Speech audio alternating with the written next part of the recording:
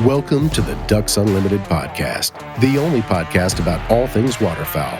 From hunting insights to science-based discussions about ducks, geese, and issues affecting waterfowl and wetlands conservation in North America, we bring the resource to you. The DU Podcast with your host, Dr. Mike Brazier. Hey everybody, welcome back to the Ducks Unlimited podcast. We are again here in Little Rock, Arkansas, at the headquarters of the Arkansas Game and Fish Commission, and I am again joined by Luke Naylor, Waterfowl Program Coordinator for Arkansas Game and Fish Commission, and Jake Spears, Ducks Unlimited's biologist here in Arkansas. Today we're going to be resuming our conversation about the new era of management for Greentree Reservoirs here in the state of Arkansas. On the previous episode, we spoke about the history of Greentree Reservoir management here in Arkansas, and we spoke about how over the years, due to the way those water levels were being managed in Greentree Reservoirs, how the forest health began to decline, how the species composition began to change in those Greentree Reservoirs. Today, we're going to be talking about some of the solutions that have been identified and the schedule for their implementation. And we're also going to be talking about Ducks Unlimited's role in this entire effort. So if you haven't listened to the previous episode, I encourage you to do so. It provides all of that history and kind of gets you caught up to speed to where we are today and what we're going to be talking about. So with that, Luke, let's talk about sort of the assessment that your agency conducted to sort of figure out the health of these different Greentree reservoirs. I believe you were saying that started in 2014. It was a rather comprehensive assessment. Give us an idea of what that looked like. Did you visit every one of your Greentree reservoirs to conduct that assessment? What did you learn regarding the species composition changes and forest health declines? How consistent was that across these different areas? And then how did you go about kind of developing the different solutions that you wanted to implement on each of these areas? Yeah, so we set the stage with forest health information again in 2014. Started documenting what the primary issue was, and it was declining forest health and changing in species composition. And then we kind of kept working for a little bit. We continue to work constantly on this, but ended up going out on all these WMAs and GTRs with a team of folks from inside and outside the agency to go evaluate each GTR for its current status. And that's where it really started to shift us toward solutions, and they're almost entirely I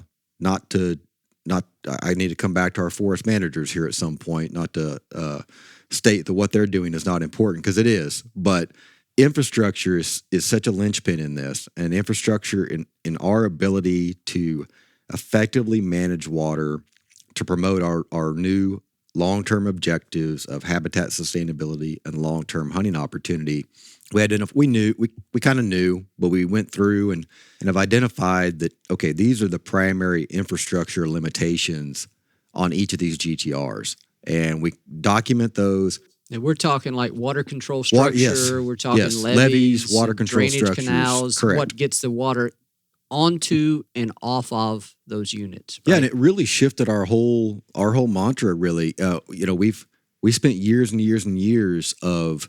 You can think again to we discussed last time about the individual manager at a WMA. If they get called by somebody that, hey, water's coming out of this particular spot, what do? They had the pressure to go block that up, right? Put a ditch plug in it, put a slough plug in, put a new structure in. Generations of the mindset being we got to hold every bit of water we possibly can. It's become clear that we have to shift our focus to how can we move water through these systems. And yeah, a lot of that, it's pretty easy to hold water. All things considered, it's pretty easy to hold water during some portion of the winter for ducks to use and duck hunters to use. It's a lot harder to have infrastructure that is of the scale necessary to move the amount of water that's now coming through these systems. And we do think this is a more modern issue, a bigger problem now maybe than what it was 30 or 40 years ago. Increased spring and summer, early summer rainfall. The water coming through these systems is just astounding. It's unbelievable the amount of water that comes down to these areas, again, which are generally at the bottom of most of these watersheds. We're talking a 750,000 acre plus watershed for Biomeda that starts northeast of Little Rock. So a 7-inch rain in Jacksonville in Little Rock is what starts the chain of events for moving water down into Biomeda, at which point we have a 3.5-mile levee that entirely blocks off that entire watershed on its way to historically dump into the Arkansas River. And that's just one example of the same sort of scenario in place across these GTRs. And we are not walking away from GTR management in most cases. We're making some major changes. How can we install infrastructure that can move that volume of water when it's coming, which may be during the waterfowl wintering period, may be in May, probably pretty likely is going to be in May, actually. And how can we move that through? Because even with our structures open now, with existing infrastructure, we know that we are still stacking up water behind these levees and water control structures in an unnatural way. So that's really where our management and restoration, GTR renovation focus is going. And it's a mindset shift, like a lot of this is to shift to demonstrate to folks who thought a 48-inch gated pipe or a 6 to 8 foot, an 8-foot tank car at the large scale was a massive structure. And we're talking about things like taking a 60-foot structure at Biomeda, which is big, 60 feet wide, and installing a 120-foot wide structure on the area. When you start doing the math, and we're working with hydrologists in some places formally, in other places we're continuing to work with the U.S. Geological Survey. They got years of experience dealing with water to help us with some where it's maybe a little bit simpler, not to diminish USGS, of course, but we're bringing on full-scale modelers working with DU and others when it comes to engineering designs and full-scale hydraulic models. But general theme is we got to move water through these places in a big way to take the pressure off. And that relates to, it's like there are a couple of issues here. Sort of the overriding issue is that the historical schedule of water management, the time when it was put on, the depth that it was put on, and how long it was kept on, we have seen is not good for forest health, right? Correct. It's not, and what you're saying now is it's not as simple as saying, we're gonna do something different. We're just gonna change. We're gonna open the structures up on a different date, or we're gonna close them later. What you're saying is that we're also seeing an issue with the infrastructure's capability to allow us to achieve what we think is a new water management schedule, right? The existing Correct. Infrastructure. So we have to change that before we can implement what we believe is going to be a water management schedule that is healthy for the forest in the long term. Correct. So we took the step in before the 2017-18 wintering period. We said, okay, those October 1st, October 15th flood dates, those are a thing of the past. So now we have November 15th or December 1st initial board update, and we've kept that in place since till now, and with a couple changes we're making on a couple WMAs entering this duck season. So, but that's not enough. We know that moving water through that system is critically important. Closing those structures on November 15th, even now, is not all that difficult, right? That's a simple step. We can go do that. But when you pull them and water's still there come June 15th, that continues to be a problem. It's really fascinating. All of this stuff is kind of an exercise in social dynamics and how well we communicate with people. And we've done some good things. We've missed the mark a couple places. We're continually trying to improve. It's always been fascinating to me, but before 2017 and 18, and this is not at all a criticism, I genuinely laugh about this, and like it's kind of just fascinating that I had exactly 0 emails, phone calls, texts, social media complaints about spring flooding on GTRs. And it's been an issue for years, and no feedback from the public, 0. They're not out there. Well, but as soon as we change the board update back, which is seen as taking something away, and I can see that initially, all of a sudden, well, you guys aren't doing anything about the spring flooding, but you're punishing us. Yeah. And so 2 things there I think are are nice. We raised awareness. We did. You definitely did that. We did raise awareness, so that was good, and it gives us an opportunity to then have that conversation about it's not either or. It's we have to do both. Yeah, right. And the thing we can do right now involves that infrastructure that is in place today. And so all these other issues are much bigger and take longer to get fixed. So it's awesome that people are paying attention more, I think, now than what they were before we started this. Our water management plans moving forward are intended to be much more dynamic, much more variable, much more unpredictable, which will be, again, a communications opportunity for us. But I think, and that's one of the slight misses, I think, at our original communication, where we kind of laid out some hypothetical flood plan type scenarios that are from the old stuff that you and I looked at in undergrad or early in our careers, right? About, okay, this is how you ought to manage a bottomland hardwood forest ecosystem in a GTR, right? Variable within and among years. Just what was important is a concept of variability, but we put those figures out there in some publications. And so immediately it's like, well, why aren't you doing that? Like that's what you were supposed to do, right?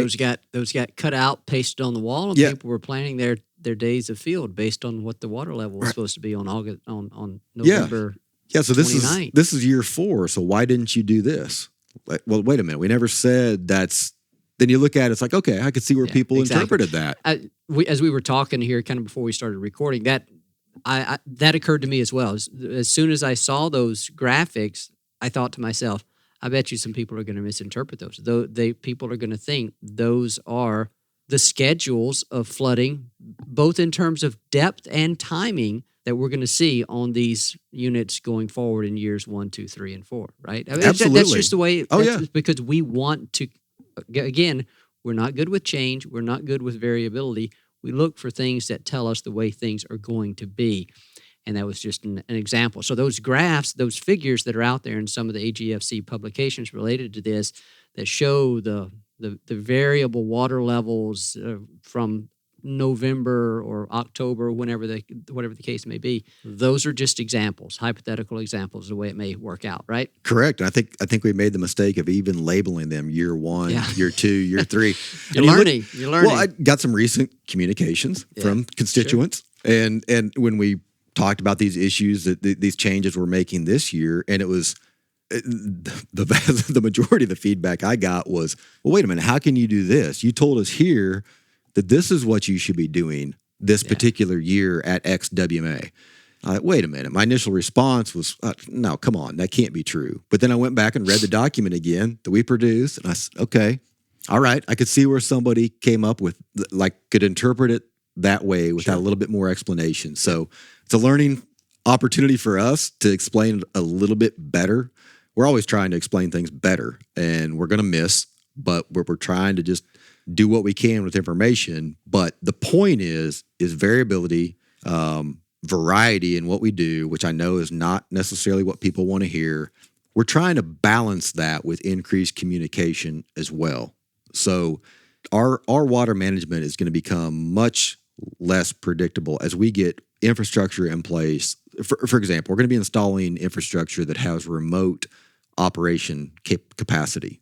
So we can have a gauge on a structure, have the structure that has nearly infinite adjustability by the inch within an area, and remotely control the level of that structure. So from a computer or cell phone remotely. Doesn't mean we're going to stop checking on areas and being on the ground, but provides that opportunity so we can real-time adjust to soil temperatures. If we find out soil temperatures are a key trigger of tree dormancy, we can monitor soil temperatures and trigger when to implement, when to close structures or raise them to a certain level to flood a certain forest community zone. Getting really down in the weeds, that's probably a whole nother conversation. But the way we're going with that is to be much more management based on the ecological status of that site than set dates. So these dates that we have in place now were always intended to be placeholders until we get infrastructure fixed on a particular GTR, then an adaptive plan written.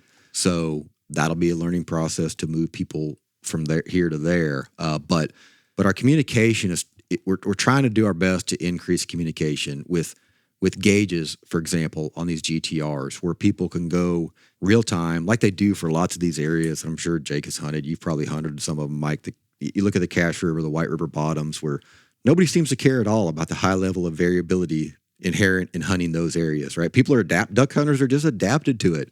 They know what gauge to check.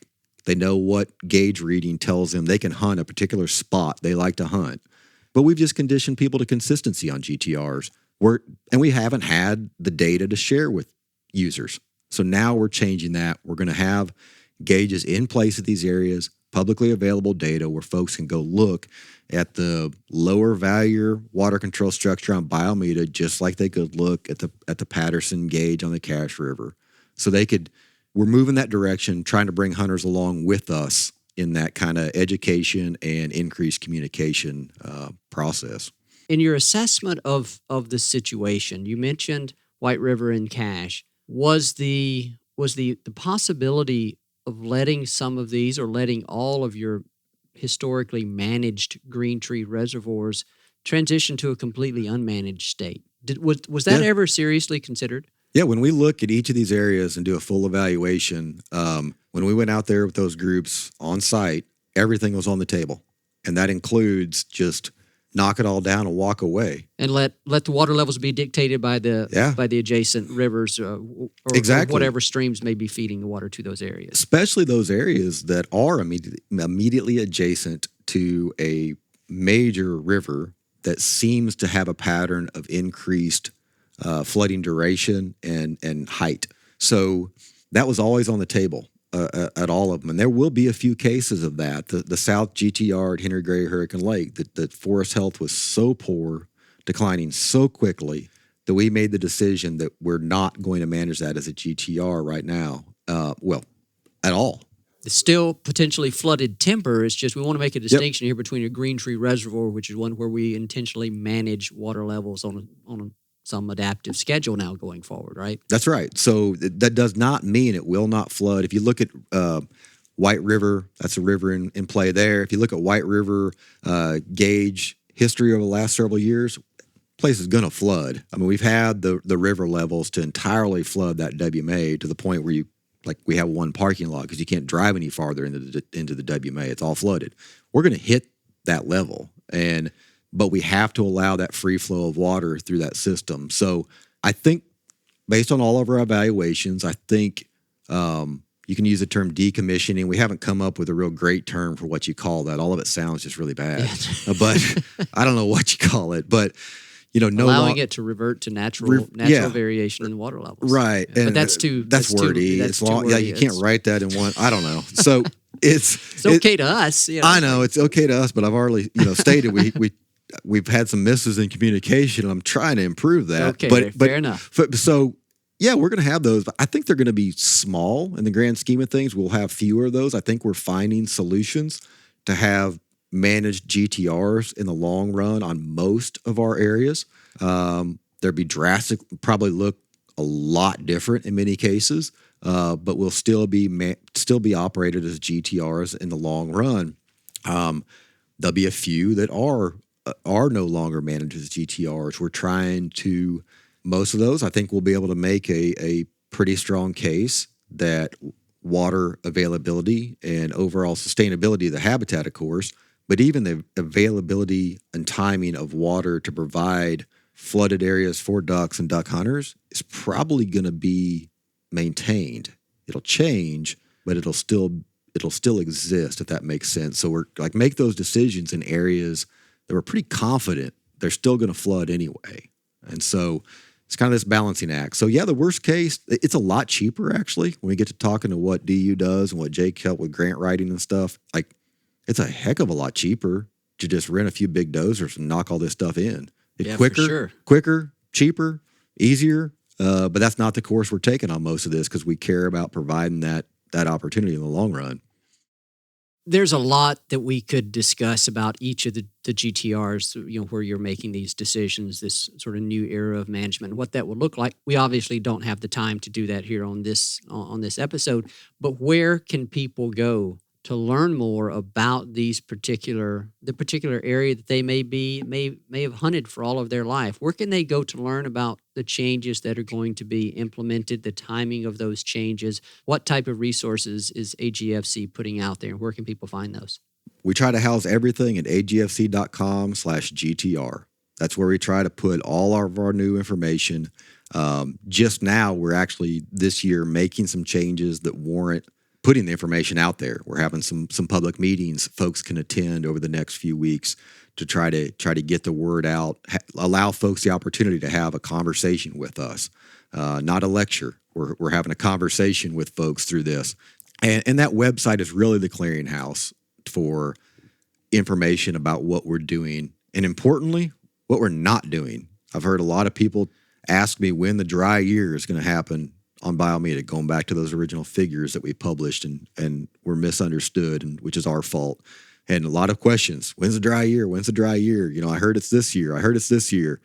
Now, did you see anything with a Game and Fish logo on it saying that? Well, no. So it's not happening. If it's going to happen, trust me, you'll hear it here first. So go to that website. We do a great job through our weekly newsletter. Sign up for the weekly waterfowl report. Information goes out there. So just go to our website and sign up to the waterfowl report and our weekly newsletter. It'd be really hard to miss important details if you're signed up for those communication tools. But to the point of the dry year, if a year falls in the unmanaged, am I right in that regard? If you have like a year where you say we're not going to intentionally hold water, we're going to let it fluctuate based on whatever the precipitation and stream flows dictate. There will be some of those years like that where it's unmanaged. They'll be widely announced. So the flooding, the new infrastructure operation dates on most of these areas have been the same since 2017-18. Now, there's a few examples. The GTR on Sheffield Nelson Dagmar Wildlife Management Area by Brinkley. Phenomenal red oak regeneration in that site. So this, I believe, will be the fourth winter where we have not closed the structure on that relatively smaller GTR. And we have publicized that through our newsletters every year that we've made that decision. So that's an individual decision for a specific GTR that we said, hey, this varies from what is on the website. This varies, so pay attention. So you're not prescribing unmanaged years, not any at this number point. of years ahead. Okay. No, not at this point. But in theory, at some of these places, if you did prescribe an unmanaged, or not prescribe, but have an unmanaged year, and it happens to be a dry year, that could be the scenario in which a dry situation occurs, right? It could be. And what we tried to set the stage with this year, and our director is working on those communications, is getting the message to folks that expect the new normal to be sometime around the September timeframe each year. For those decisions to be announced. Yeah, you're going to hear from us about what our plans are. If you don't hear about something for a specific WMA or GTR, then it's status quo. But we will communicate that information. A lot of that goes back to when we can make decisions about forest management and about regeneration in that growing season. If we see phenomenal red oak regeneration, a particular site in July and August and early September, then we can get together, communicate a management action, and then publicize that in September. Let the public know, like we're doing at Earl Bus By the View WMA this year, phenomenal willow oak regeneration following a timber harvest. So we have publicized, and we'll continue to do so, that we're not closing structures on the Thompson Tract GTR at By the View. And that is to try to encourage this year class of willow oaks, and the next couple of years most likely, to recruit into the stand so we can get that next generation of forests on the landscape. But in that scenario, again, I'm trying to ask this question in as many different ways as possible, just to kind of get to all the possible misinterpretations that might be out there. Even in that situation where you said you're not going to close the structures, you could and probably will still have some hunting opportunities out there, right? Because of natural fluctuation in water levels. There are, I'll say any, that's probably too extreme, but there are very, very few of these GTRs that we could ever keep water out of. Yeah. If that makes sense. Yep. So most of them, the water's going to come in. Our decision is whether we keep the water in them. So it's good. It's going to come and go. That's helpful. Okay, Jake, you've been very patient throughout this, staying with us here on this. But now I want to talk to you about the very important role that Ducks Unlimited is playing. I have another question for Luke here on the back end of this related to kind of science and research and how that kind of figures into what we're going to do going forward. But on the implementation side of things, with regard to the recovery plans, all the infrastructure changes that Luke has mentioned, Ducks Unlimited is hugely invested, hugely committed to helping in that regard, helping in any way that AGFC needs us to. Even in your limited time here with Ducks Unlimited, Jake, I'm sure you have quickly appreciated the relationship that DU has with AGFC and that partnership. Kind of talk about that. What has been your experience in that regard? How crucial is that hand-in-hand partnership between DU and AGFC? Well, AGFC's been a big partner of Ducks Unlimited from what I understand, decades, way before I started working here. From back in the time when we got our Southern Regional Office started, and even before that, when they were stepping up and contributing to our fall flight efforts up in the prairies. So their relationship with us has been very strong for a long time, and it's been nothing but positive from what I've heard. But then the last, 4 or 5 years is when we really dove headfirst into this Greentree Reservoir initiative, and that's when we really rolled our sleeves up and got involved with them in Arkansas for all of these issues that they're facing now. And so I want you to talk a little bit more about that, exactly what it is, what's our role, what does DU bring to this? Because Arkansas is so important to DU's mission, both from the perspective of supporting waterfowl populations, providing the habitat that waterfowl populations need, but also helping to meet the needs and the interest of our members, of our waterfowl hunter members in Arkansas. What do we want people to know about how we are contributing? What is our role in this overall process? And even speak to some of the work that we do on the engineering side of things. A lot of people don't understand that we have a lot of engineers on staff. So kind of provide some examples there of how we fit within this larger recovery plan that's being rolled out. So we really have two main roles in this whole thing in Arkansas. And the first one, like you just mentioned, is our engineering capabilities. We have a great team of engineers across the South that get involved with working with state agencies and helping them redesign their infrastructure to make it fit the agency's needs. So we have engineers that are actually able to go out onto these WMAs, do the survey work, shooting levees, looking at water control structures, and actually giving Game and Fish the information they need to redesign all of this infrastructure to fit the needs of the Game and Fish Commission. And then beyond that, what's our role in kind of helping to find the funds to actually do this work? Because it's not cheap. It's not free. It's certainly not cheap. It's not cheap at all. Do we have, quick question to Luke, do we have an overall price tag on what you think it's going to be? But wait 5 minutes and it'll increase. I saw like $60 million somewhere. At least, yeah. So it's not going to be cheap. It's not going to be quick.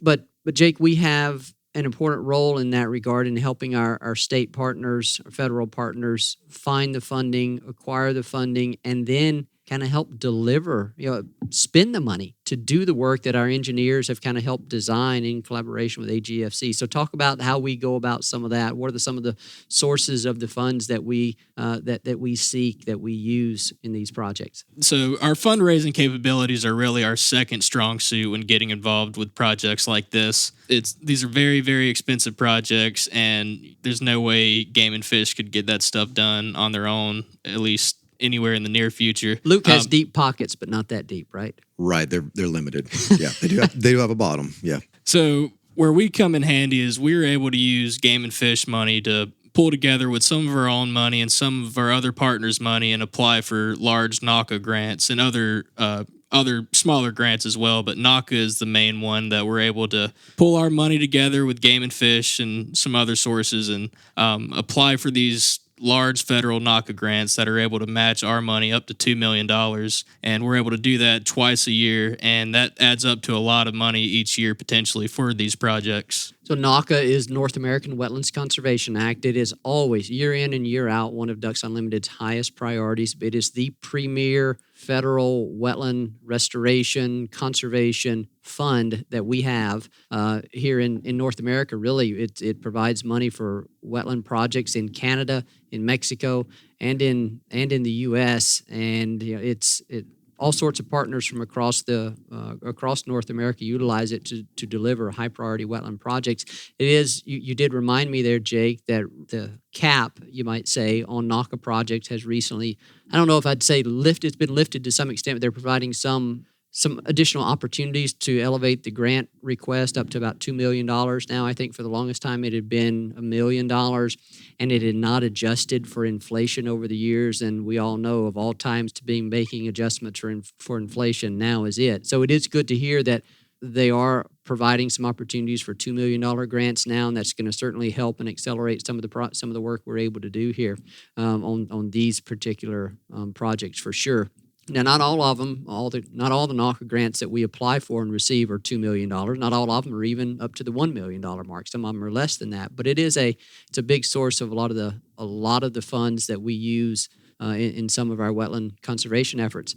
Jake, what about some examples of projects that are underway? Maybe have any of them been? Well, none of them have probably been completed yet. I think you were telling me earlier that there was one that we started trying to get the funding for about 4 years ago, and we're just now kind of moving dirt, right? So give us some examples of the projects that are underway and that are planned, and an illustration of the time that's required to kind of get these things moving. Yeah, you'd be amazed at how Mother Nature knows when it's time to start doing some important work, and then we get a couple inches of rain right when we're ready to get started, and our work area is underwater for several months, and that delays us by a whole year after that. But we have started making some pretty significant progress at Hurricane Lake WMA, like Luke mentioned earlier, on the south unit right next to the river, where we're basically trying to decommission it, as we call it, as a Greentree Reservoir and just make it act as a natural forest. So we've had a crew in there knocking out earthen plugs that have, it's essentially a road that runs across this south portion of that Greentree Reservoir. And all the bayous and sloughs that drained that forest into the river were basically plugged up way back in the day when they constructed it. So we're going in, knocking out those plugs and replacing those with bridges and low water crossings to where we can continue to provide access to the public back into those areas. But we've made a lot of progress there in the past couple of months. I believe they're just about ready to go in and start putting in some bridges and stuff in there as we speak. And then on the north end of Hurricane Lake, in that same area, we are in the design phase of a large water control structure on Glaze Creek. Do we know when that's going to be? Ideally next year. I mean, I'm going to be optimistic. So maybe next year. Ideally next year, we'll have a very large water control structure going into Glaze Creek on the upper half of Henry Gray Hurricane Lake. And on top of that, we are in the bidding process of getting 2 new water control structures at Bayou de View WMA up in northeast Arkansas. And we are in the modeling phase at Dave Donaldson WMA at the moment. We're wrapping up with that right now. And when I say modeling, that's where our engineering staff comes in handy. As I mentioned earlier, we have some engineers that are working with a company out of Memphis where they are actually using hydrologic data to actually look at how that whole WMA would flood based off different levee and water control structure scenarios, and how it would flood based off different flood events under those different infrastructure scenarios. So we're finalizing all the data for that and going to present that to AGFC here soon, and we will make some final infrastructure decisions after that. And then lastly, we are starting some survey work over at Biomeda, shooting levees and getting the infrastructure issues figured out there. And that will be starting in the very near future, this winter, I believe. And we are probably going to be working on these type of GTR projects for how long? Next 2 decades? Yeah. It will be a while. Yeah. So I asked that question, kind of offer that out there so that people realize this has been a problem. It's fair to say it's a problem. Characterize it as a problem. It is a problem. I've even seen in writing some people saying we're at kind of crisis levels on some of these places. I think some of what has borne out on some of the areas would justify that statement. This is a problem, a crisis that has not developed overnight. It has developed over decades, as you told us before, Luke. Therefore, the solutions are going to take decades to fully implement and certainly see the benefits from, right? Absolutely. Oak regeneration does not happen in 1 year. Yeah, I wish it did. In 1 year. That's yeah, right. it'd be nice, but we cannot plant nut all oak that are capable of hiding a hunter at this point. That's right. Nobody's figured that out yet. If you got that plan, come see us. But yeah, it's going to be a lot of us in the agency here talk about like this is the rest of our career type effort. And with 4 years, Henry Gray, Hurricane Lake, the same water that is causing a lot of the issues with rapid declines in forest health also prevents us from doing construction to help alleviate that water stress. So it's kind of this real kind of a weird cycle we're caught in, and maybe we'll hit dry for a couple years, and construction season will be good. Like the Glaze Creek structure at Henry Gray Hurricane Lake. That's a great example of one, Mike, that like the question about walking away from GTR management or not. That area we looked at a lot, and the project to go in next year will be the frame for a water control structure, a massive water control structure, but no structure. Because if you look at how you evaluate what you would build now to just provide a gap for water to naturally basically restore the stream channel versus come back in 5-10 years from now, assuming a forest regeneration and some relief of that stress, and our objectives are appearing to be accomplished in forest health, then come back in and install a water control structure to then maintain that as a GTR. We made the decision internally that no, we're just going to install the frame for a structure now. Similar, it's more expensive now, but you'd be probably come out money ahead. And so we're maintaining the commitment to have managed water on that area. But in the long run, we're talking 10 years before we would actually install that structure, because we think it'll take that long to have confidence that the forest has recovered enough to handle that. So yeah, it's a great example of we're kind of one step at a time on this sort of stuff. And all our reviews have given us the conceptual framework. Game and Fish folks with our partners have said, okay, here's what we want done in concept on these GTRs. And then for actual construction, that's when the engineering designs come in. That's when the hydrological modeling comes in. Like, okay, we've got the concept. We can sketch out on a paper what we want done on these areas, but then moving them toward an engineering plan, construction drawings, those sorts of things that most people don't think about when they think about wildlife management are kind of the next step, and DU is currently helping with that. I mean, NACA grants are not fun to write or administer, in case you didn't know, but so I appreciate DU doing that on our behalf is very handy. To that point, Jake, I did want to give you an opportunity to recognize a couple of the other funding agencies. You know, we don't do anything through any single source of funding. We don't do anything through any single entity. It's a tremendous partnership across the board. That includes the source of our funds. You mentioned a couple of these offline earlier, so I want to get you to talk about or just mention some of those. So who are some of the other funders that are helping us some of our work here? So two other ones are the two other main ones that we work with in Arkansas are NFWIF, the National Fish and Wildlife Foundation, and the Walton Family Foundation. They're two private organizations that they are pretty handy with assisting us in the financial needs that we have to deliver work across the state. And then last question, Jake, and Luke, you may want to comment on this as well, but Jake, I think you might have some perspective on this. Are we seeing any similar issues with bottomland hardwood decline on federal lands, on private lands? Are we working with any of those other entities? Is this just an Arkansas Game and Fish issue? Well, I can tell you from, my private lands outreach across the state, it is an issue. Most private landowners that have a block of woods, they want water on their woods by opening day of duck season, and they're willing to put water on it well before opening day of duck season if there's some good rain coming. Trying to convince them to practice the most forest-friendly flooding methods is proving to be more of a challenge than I thought it would be, but it's something we need to work on in the future, and I imagine it's not restricted to the few landowners that I've met with. There's a lot of big private clubs that have a lot of timber in the state, and I imagine a lot of those guys are in the same boat.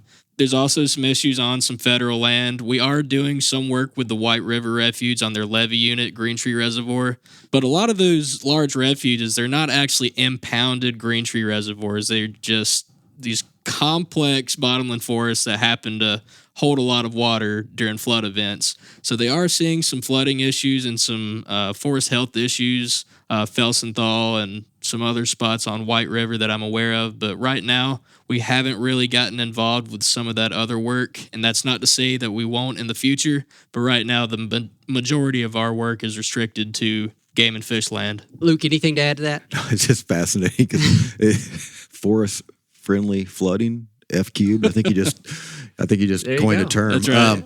But it's fascinating to think about how we talk about 100,000 duck hunters in Arkansas, maybe not all of them on public lands or GTRs, of course, but the challenges of communicating and making changes. And then you have a duck club with 5 to 40, 50 members on the large scale. They also have trouble making a decision to do the right thing. So it's like we all are kind of in the same boat, trying to educate, inform, change the directions. And it's absolutely, that's kind of always in the back of our mind. It's like, okay, we're developing all this information for game and fish owned GTRs.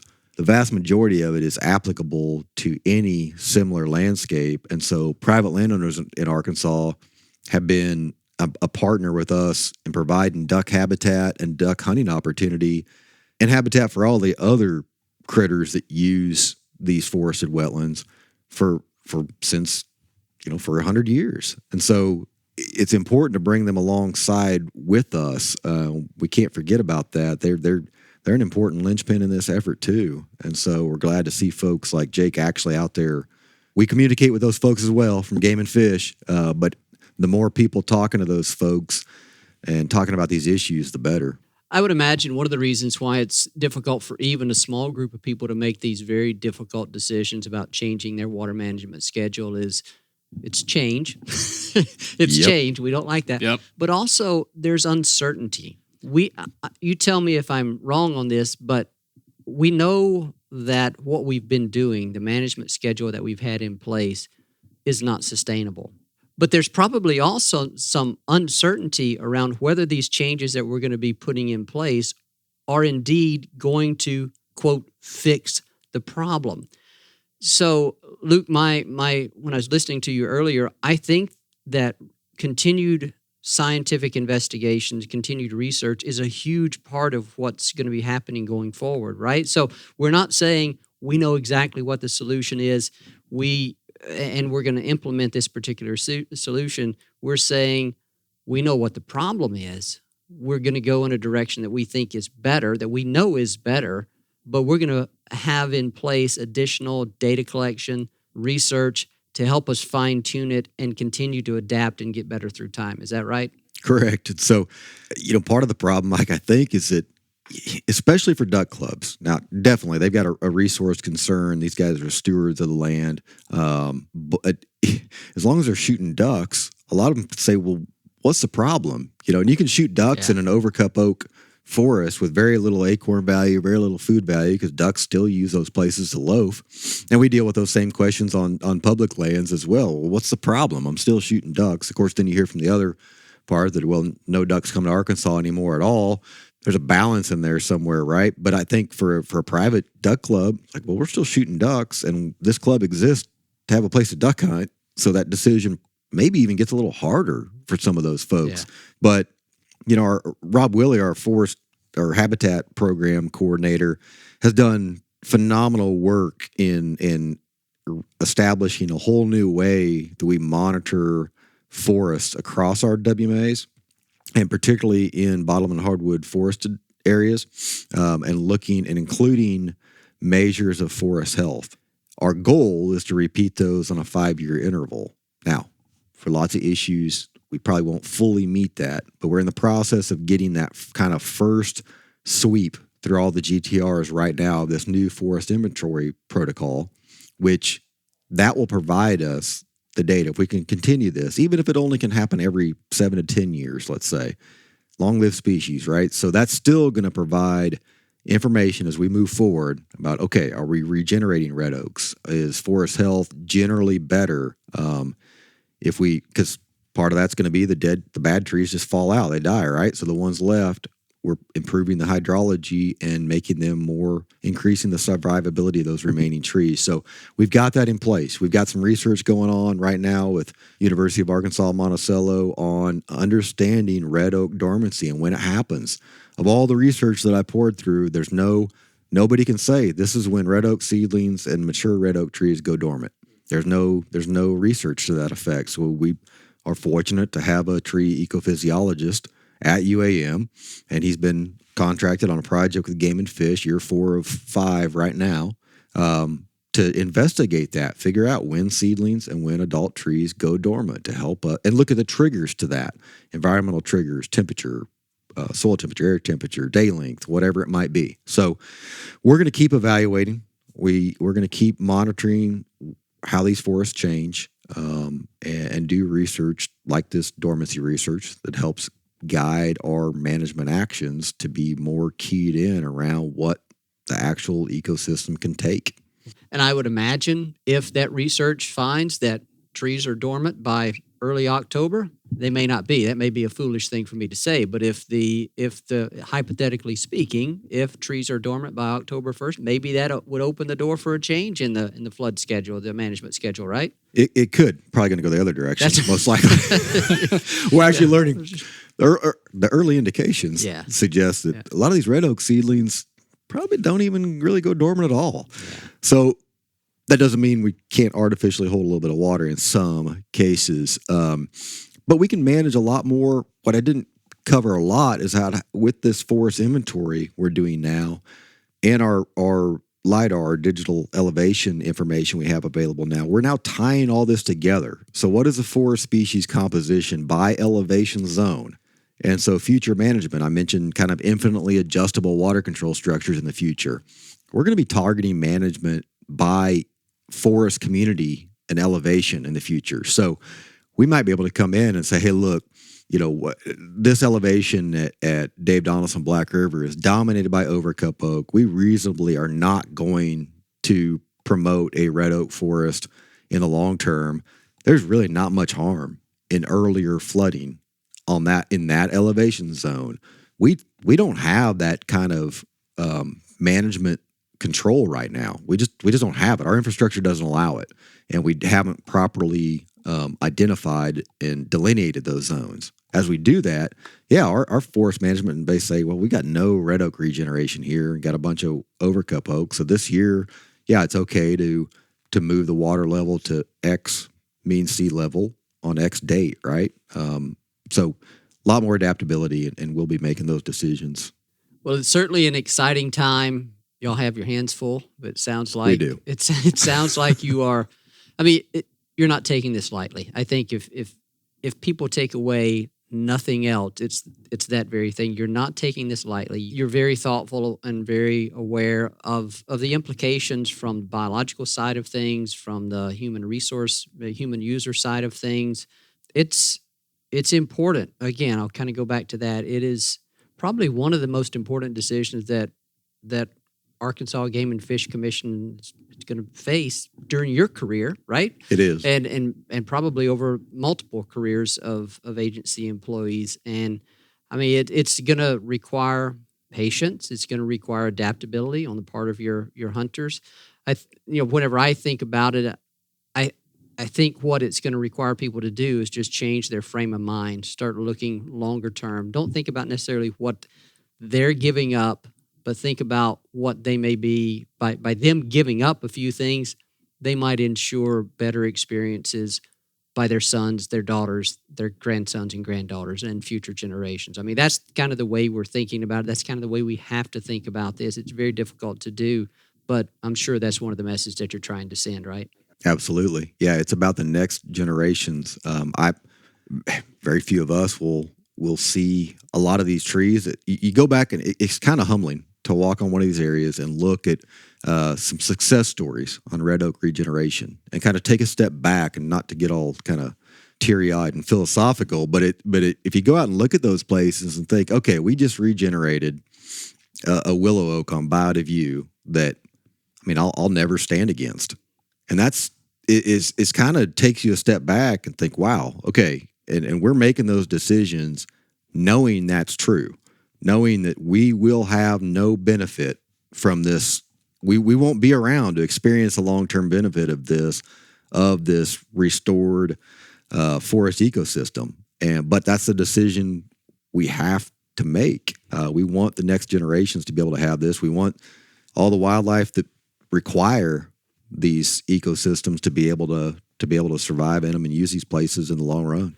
Guys, this has been a great conversation. We still have to catch up with the director. We want to get his thoughts on this issue. I know he's going to have some words to share and wants to share some messages to your constituents here in the state of Arkansas. Jake, thank you for joining us here. Thank you. Welcome to Ducks Unlimited. Thank you for the great work that you're doing for the organization, for your role in helping to deliver the solutions to the Greentree Reservoir kind of recovery plan. And Luke, thank you for always being a gracious guest here on the podcast and for bringing a lot of knowledge. It's clear that you still have a lot in that noggin that we didn't even get to today, but we got to go on and do a few other things right now.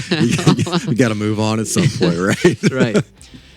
So thanks, guys. Thank you. All right, thank you. A special thanks to our guest on today's episode, Luke Naylor with Arkansas Game and Fish Commission and Jake Spears with Ducks Unlimited here in Arkansas. We greatly appreciate their time and expertise. As always, we thank our producer, Chris Isaac, for his work on getting these podcasts out to you. And to you, the listener, we thank you for your time, and we thank you for your support of wetlands and waterfowl conservation. That was quite a lot there, fellas. Thank you for listening to this episode of the DU Podcast. Be sure to rate, review, and subscribe to the show. And visit www.ducks.org/DU Podcast for resources based on today's topics, as well as access to more episodes. Opinions expressed by guests do not necessarily reflect those of Ducks Unlimited. Until next time, stay tuned to the Ducks.